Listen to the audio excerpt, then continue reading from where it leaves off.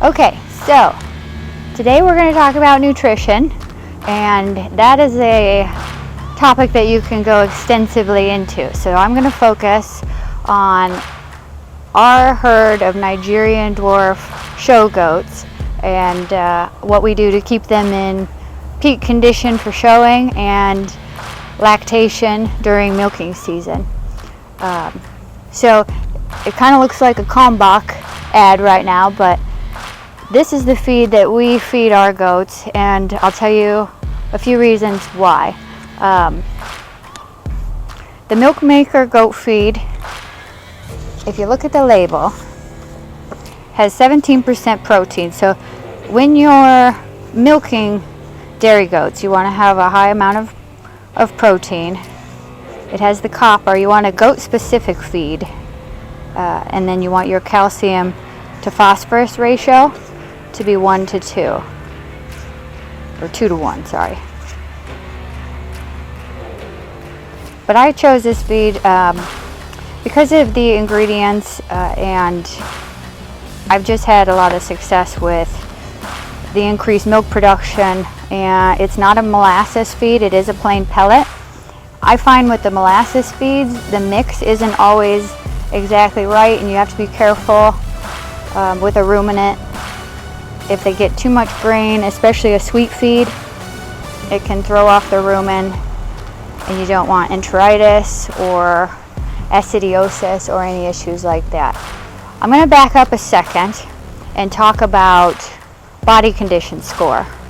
So when you are breeding for kids and milk production, a body condition score of a doe will change through the year, because when they're pregnant, they're expected to get a little bit bigger. When they have those kids, depending on how many, the age of the doe, how big a milk producer she is, she can really drop body condition quickly. So feeding the Nigerians may be different from feeding the large standard size breeds like Alpines and Saanens or some of those other heavy milk producers. So you kind of have to look at your herd, find out where they are body condition score wise, and adjust your feeding program to fit your needs. If you are wanting to show your animals, you do not want them too thin, because a judge will not place a 1 or a 2 very well in the lineup, as they will right in the middle. You want like a 2.5 to a 3 on your body condition for your show animals. So I'm going to kind of go over what we feed and how much we feed to kind of keep our does in prime condition for show and lactation. So when they're young, when the kids are young, we feed them medicated, start right kid feed, because coccidia in our area during rainy season, we get a high amount of rainfall down here, and that's when you get big coccidia blooms. And the kids, if you're going to have an issue with losing baby goats, a lot of times it can be a coccidia issue. So it's just a good preventative to have a medicated feed. Some people are all natural, that's fine. I don't think Dimaceous earth does enough for our area. We're in a warm climate. We don't have a freeze in the winter, so we need a little bit extra medicated feed to help prevent some of those issues. So we feed this up until 6 to 8 months, when kids are just starting out on grain. And then we transition to milk maker once we get to yearlings, pregnant does, does in milk, show does.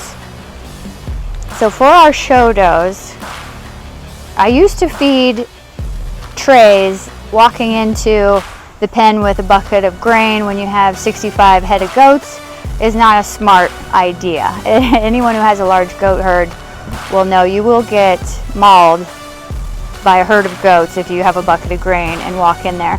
So what we do now is I have pans, which I should have as an example, but they're just rubber trays that you can get at Tractor Supply or online anywhere. They're round, so the girls it's in our stampede video. If you look at the stampede video, you'll see them run out to the feeding trays, and you can see an example of how we feed. We space them out so that you can get 10 goats per tray is kind of how I figure it.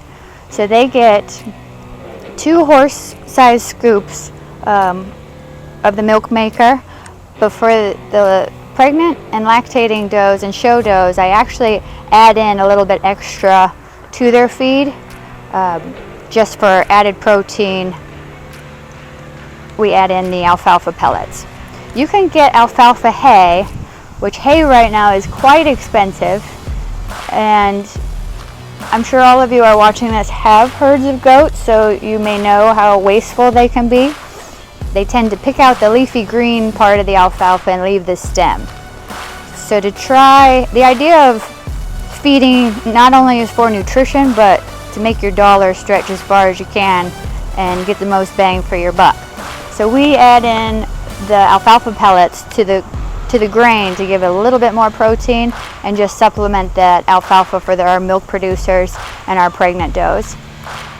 When they are not in lactation, we cut back a little bit on the alfalfa because they don't need that added protein. So that's kind of a brief summary on our grain that we use, which grain should only be 25% of a goat's diet. The most important part of a goat's diet is a good quality hay. So this is a straight orchard bale, and that's what we choose to use down here because it is very green. They eat all of it. There's no waste. I would say I've done everything from alfalfa, peanut, orchard, an O&A, and I always go back to the orchard. It's something you can feed your bucks and your does. You can always add in a little bit more alfalfa for the does in lactation. You can't take out the alfalfa for the bucks if you're feeding boys. And alfalfa is something that the boys should not have because it can create calcium stones, which we will cover on another video about that. But so we feed 2 bales of orchard a day for the entire herd. Now my philosophy is, again, most bang for your buck. Don't put out 3 bales of hay and have them laying and peeing and pooping on it by the end of the day. You want to put as much in the hay feeder as what they will eat in the first part of the day. So goats tend to eat and then lay around, digest, they burp up their cud, and they re-chew to get more nutrients out of their food. So we put out 2 bales of hay, and that's for the horses and the goats, and they have it all probably finished by 3 to 4 in the afternoon, I'd say. It's all gone, and then they can kind of scrounge around and find the little pieces, and it's less waste that way. So when people ask how much do you feed your goats or how many flakes, it's really not dependent on the number of goats you have, it's how fast they eat it, because they all have different needs, and you try and get all of them the nutrition that they require without the waste. So hay should be 75% of their diet. So a good quality hay, no mold. Mold will give you other issues that we can talk about another time too, but you have issues with enteritis, and it can really upset a ruminant to have any mold or toxins like that in your hay. So make sure you're getting a good quality hay. And then we'll cover, we're going to go back to body condition score. So if you have a doe on the stand and she's a heavy producer and you just cannot keep weight on this doe, don't up your grain. A lot of people think more grain, more grain, more grain. Have grain for her, but the thing that you need to up is the fat. Too many people up the protein. When you up the protein, you're putting more strain on the kidneys and the liver for filtering out the excess protein. And really that protein doesn't convert to the doe's body condition. It's good, it's great for milk production. You need the protein for milk. But if you want to increase her body condition, you need to increase her fat. So this is something that we add on the milk stand. If I have thin does or body conditions of 2 or 1, we really rarely have a 1, But if they are dropping below a 2.5 and looking more like a 2, I can see a little bit of ribs or backbone on them. For one, you need to check parasites. So we'll cover the PAMACHA score and parasites and make sure your does are free of parasites. But if you want to put some weight on them within a month or two, adding a Maxi Glow, which is stabilized rice bran. It actually has a horse on the bag, but a lot of stuff that we use for goats can cross species to equines as well. But show you on the back here.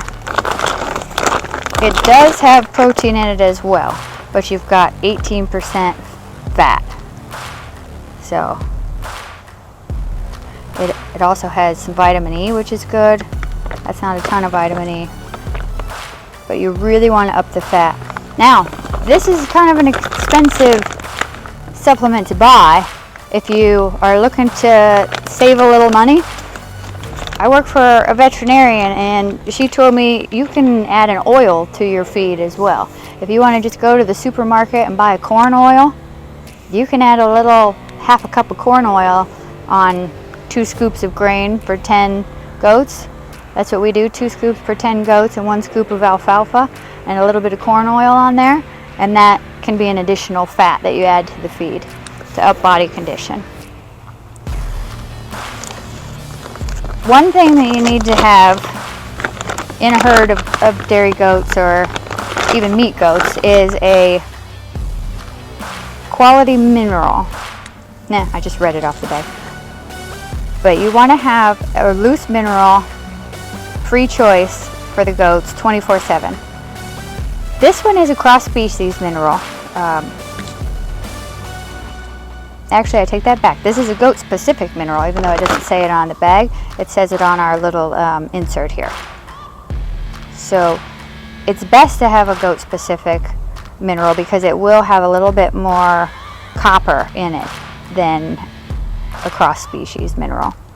If you get a mineral that is okay to use with sheep, it's probably not going to have enough copper for your goats, and you'll have to supplement with copper boluses as well. And copper is something we'll go into another time as well, because you do have to watch the copper levels in goats. It is a necessary mineral for them to have.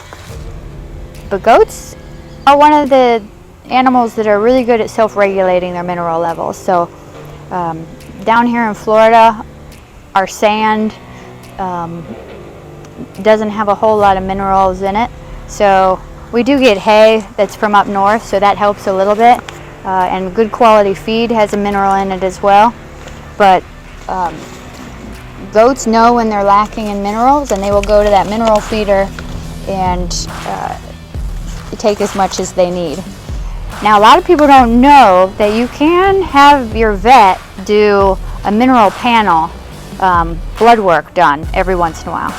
So if you have a doe that is losing hair, flaky skin, you're feeding a loose mineral, you're feeding great quality feed, hay, and you still don't know what's going on, have your vet take a little bit of blood and send it into the lab for a mineral panel, and that will show you your calcium levels.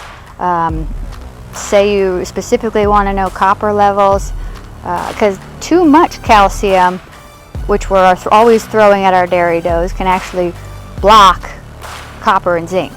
So you do want to make sure that you're not loading the does up with too much mineral that is blocking the other essential minerals that they need. So I think that's pretty much, I don't want to go too long because you could talk about feed forever, but that is what we feed here at Royal Palms Ranch, and it's been pretty successful for us so far.